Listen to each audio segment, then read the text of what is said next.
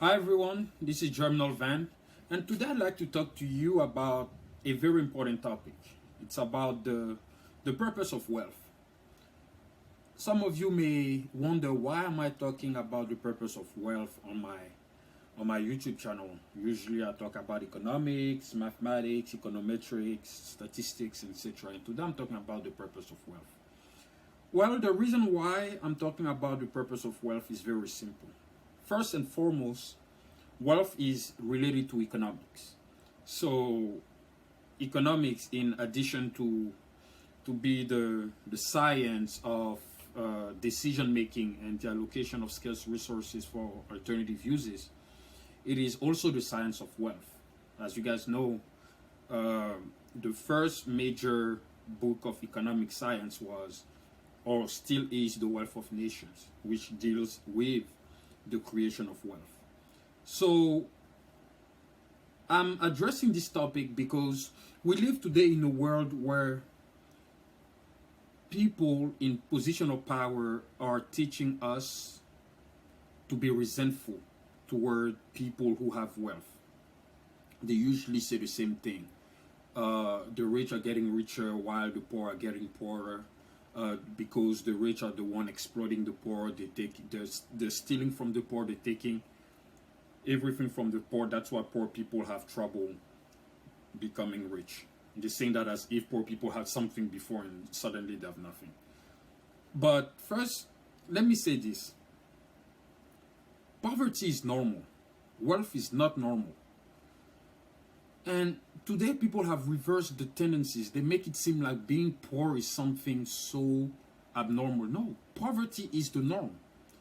The human race began in poverty. It is through our creativity, imagination, and application of skills that we improve as a civilization. The very first humans were extremely poor. I don't know what is so abnormal about being poor. Poverty is simply the absence of income, the same way the light is the absence of darkness and the darkness is the absence of light. That's all it is. The minute you have an income, you're no longer poor. Poverty becomes subjective and relative, in the sense that, let's say, for instance, you make 100K a year. 100K a year is a lot of money, but it depends on where you live, of course. If you make 100K and you live in the Bay Area, where all the tech industries are in California, you're poor because the living standard there is close to 400 to $500,000. And if you make 100K, you're broke if you live there. But if you make those same 100K and you live in Kentucky or Mississippi, you can buy a mansion with that salary. So poverty here becomes subjective and relative. And plus, here when we look at the metrics of the poverty threshold in America is middle class in a country like Mexico, or even in third world country. So that is to say that the true definition of poverty is the absence of income. But the minute you have an income, you're no longer poor. So I wanted to clarify that. But why am I talking about the purpose of wealth? Well, the purpose of wealth is very simple. It's freedom. You want wealth because you want freedom. Wealth is not about the money. Money is simply a tool.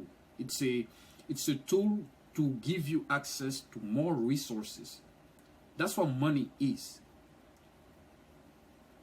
But money is not wealth. Wealth is the accumulation of money and assets that you own. And the assets that I'm talking about are not assets that depreciate over time, such as cars. I'm talking about real estate. I'm talking about index funds. I'm talking about owning a company. These are the assets that increase in value over time.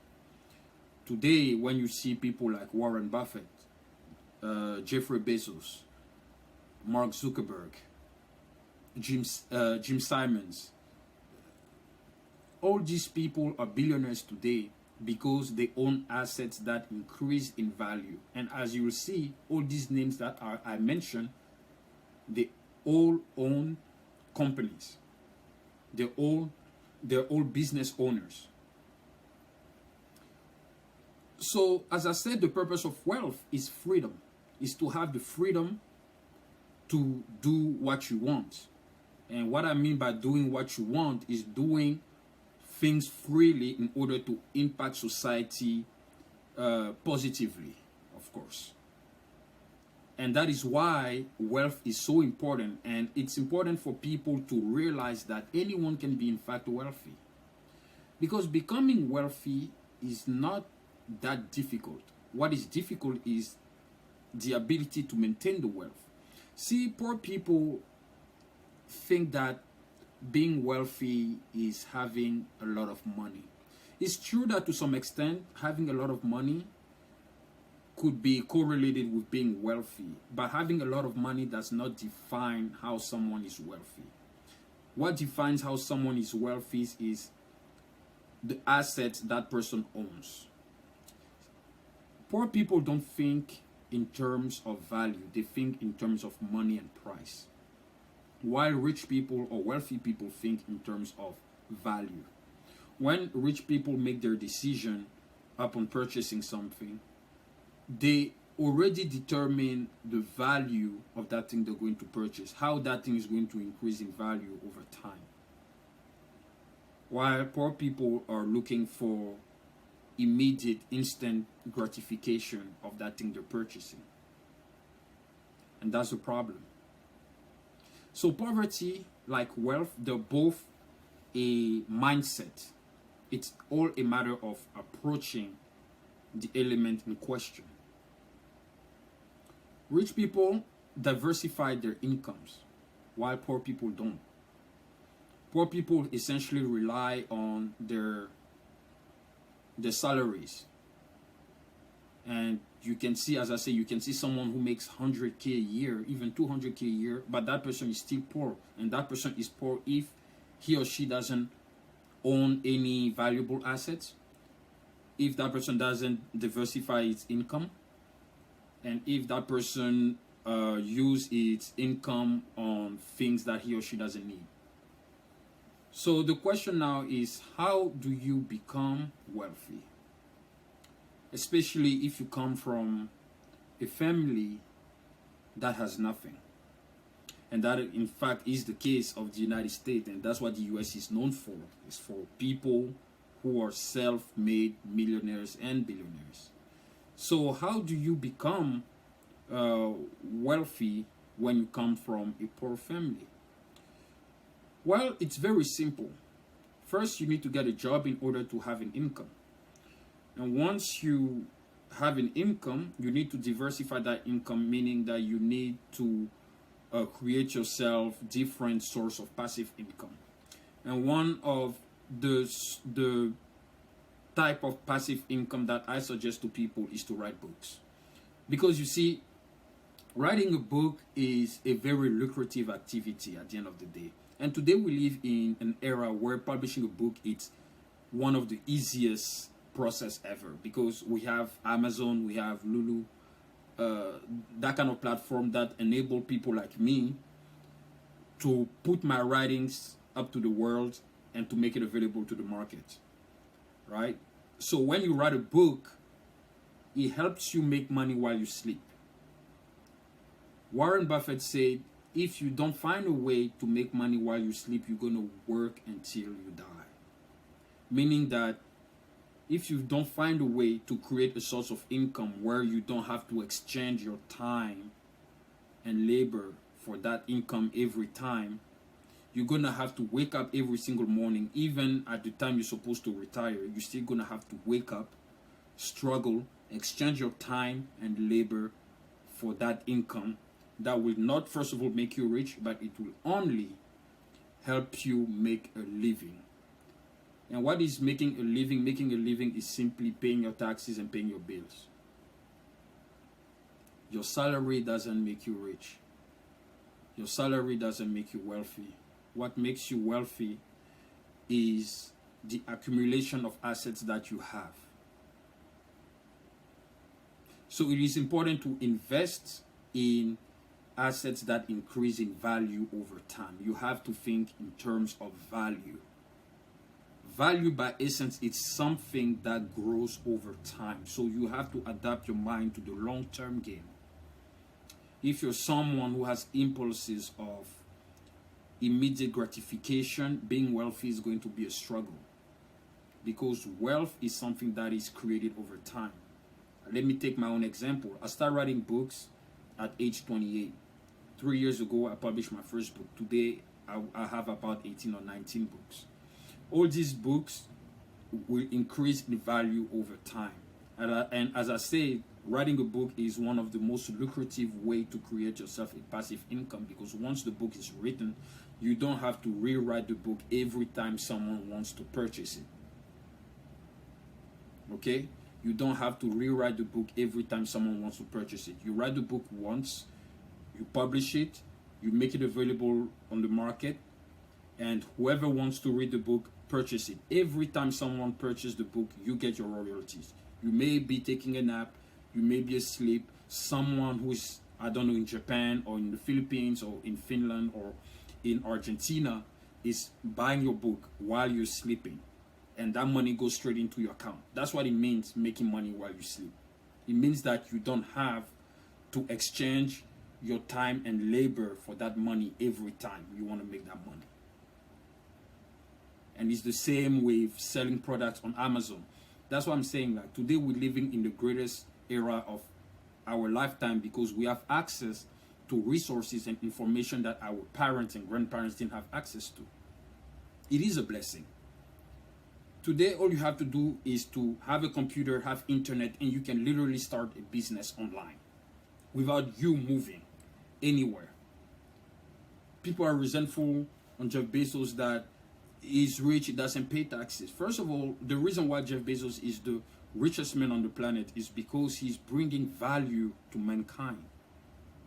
He created a company where people can order products without having to move, without having to spend any physical effort to purchase that product. They're sitting on the couch, they go on their phone or on their computer, they order the product, and that product comes within the next 24 to 48 hours. And if they're dissatisfied with the delivery process, they can always ask for a refund, and they get the refund in the next 24 hours. This is efficiency. Jeff Bezos is rich because he was able to renovate efficiency. That's why. It's not rocket science. When Jeff Bezos started in 1994, 1995, I can't really remember the exact year, but I believe it's 1994, when he started Amazon. Amazon did not worth what it worth today. Today, Amazon worth trillions of dollars. But when Amazon started, Amazon did not even worth $500,000 in 1994 or 1995. But today, Amazon worth trillions of dollars. That's why Jeff Bezos' net worth is 200 billions. So if you want to create wealth for yourself as a nobody, you have the possibility. You can write a book, and many books, in fact, because it is hard to bet on one book and think that that book will make you a millionaire. I believe that's not a realistic approach. I think the best approach is to write many books, and then among these books, there's one that will break through and will bring value to the market, and people will recognize that value. And that is the book that will enable people to get access to all your other books, all your other works. You can also create your own company. See, it's funny because in a state like Georgia, for instance, you can start your LLC with only $49, if I'm not mistaken. There are many states you can start your LLC with $49, $50, sometimes $60. But you will see poor people, they'll take those $49, $50, or $60 and spend it on things that they don't need. While someone who aspires to be rich and who is determined to be rich is going to use those $49 to start a business and then work that business to increase its value over time. That's all it works. We have so many opportunities available to us, but people are slackening. They want handouts. They want the government to do stuff for them. They think that because they're working high-paying jobs, that high-paying job will make them rich. No, it won't make you rich. If you're working high-paying job, it gives the only competitive edge it gives you is that it enables you, if you're a frugal person, to save a lot of money. It enables you to save a lot of money that you can reinvest. Another thing you can do to start building your wealth is to invest in stocks, is to invest in index funds, is to invest in companies. If you have friends that just start their business, you can always invest your money in their company and let it grow. And you will get the return a couple years later. That's another way. But if you want to be wealthy, and you have to aspire to be wealthy, and in order to do that, you have to put your money to work. You have to make your money circulating around in the economy, and then let the returns come to you. Try to create for yourself many sources of passive income. Because what is important to understand with passive income is that they're passive. It means that money keeps coming. It doesn't come abundantly like the way it will come for your active income. Your active income is simply the income that you get every 2 weeks for your full-time job. But if on top of your full-time job, you're doing something else that generates you money, that's your passive income. And your passive income fluctuates. So it's something that you let it grow over time as you keep putting in the work. I write books. I teach on Udemy. Even that, it's another source of passive income that I have. What I've been doing is multiplying all my sources of income so that I don't have to rely on my job's income. That's the goal. The goal is for me to not have to work until I'm 90 years old. If I'm 90 years old and I work, it's because I enjoy my passion. Like I'm working on a book or something because this is what I enjoy doing. But I don't see myself working for an employer at 90 years old. This is not possible. And that is why building wealth starts now. Wealth is like a plant. You have to let it grow. You have to, of course, water it so that it will grow. Meaning that you have to invest in yourself. You have to invest in the assets that you own so that these assets will grow and will have more value over time. The purpose of wealth is to be free. Freedom is the highest goal of mankind. Remember that mankind has free will. We have the power to distinguish between good and evil because we have free will. Freedom first starts by your ability and your freedom to think. People who create all the riches that we have in the world today started by thinking, envisioning what they will do, and then they applied that. Amazon didn't come from nowhere. Jeff Bezos envisioned Amazon. He wrote his business model, developed how Amazon is going to grow. He always said everything starts small. Big things start small. This is one of the most powerful quotes I ever heard in my life. If you know that what you're going to create is going to be big, start small and let it grow. Innovate, innovate, innovate. The secret to success is innovation, because innovation is what maintains value. When you see a company fail, it's because that company stopped innovating. Simple as that. People are rich because the consumer sees value in the product or service that the merchant is providing to society. That's why entrepreneurs are rich. It's not rocket science. People pay you for the value you're bringing them to the marketplace.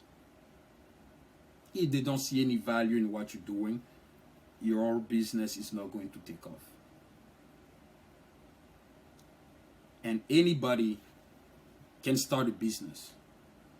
People like Warren Buffett, like Mark Zuckerberg, they're not superhumans. They just start a business and they work tirelessly to increase the value of the business over time. And that's why they are today the wealthiest people on the planet. It's that simple. Especially for people who live in the United States where property rights are significantly high, this is the time. We have opportunities to start something for ourselves. As I said, starting LLCs are really cheap. Really cheap. With less than $100, you can start a business. All you have to do is to put the work to maintain that business, to let it grow and get it off the ground.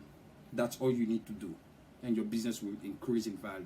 The same way you own a condo or a house or a townhouse, whatever type of real estate you want. You keep innovating, you keep doing the repairs and stuff, and the day you're willing to sell, you're going to sell that real estate for a higher price. That's how you make profit of it. People should aspire to be rich. People should aspire to be wealthy, because the more we have more wealthy people, the less resentment we will have. But when you're preventing people to become wealthy, it creates resentment. Anybody can be wealthy. All they have to do is to simply change their life habits. I had to change my life habits too, because back then when I was younger, I used to spend money without thinking. But today, I start living a frugal life, because you have to live a frugal life if you want to be wealthy one day. I'm just 31 years old. I know I'm going to be wealthy. I don't even think twice about it.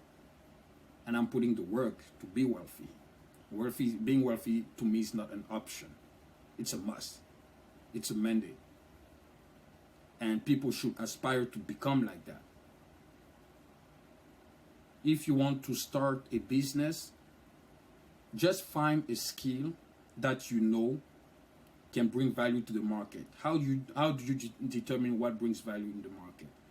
It's simply based on what people want. Analyze the demand, what people want and what people need. And this is how you know that if you bring that skill, if you use that skill, it's going to increase the value, and people will pay you for that value you're bringing them.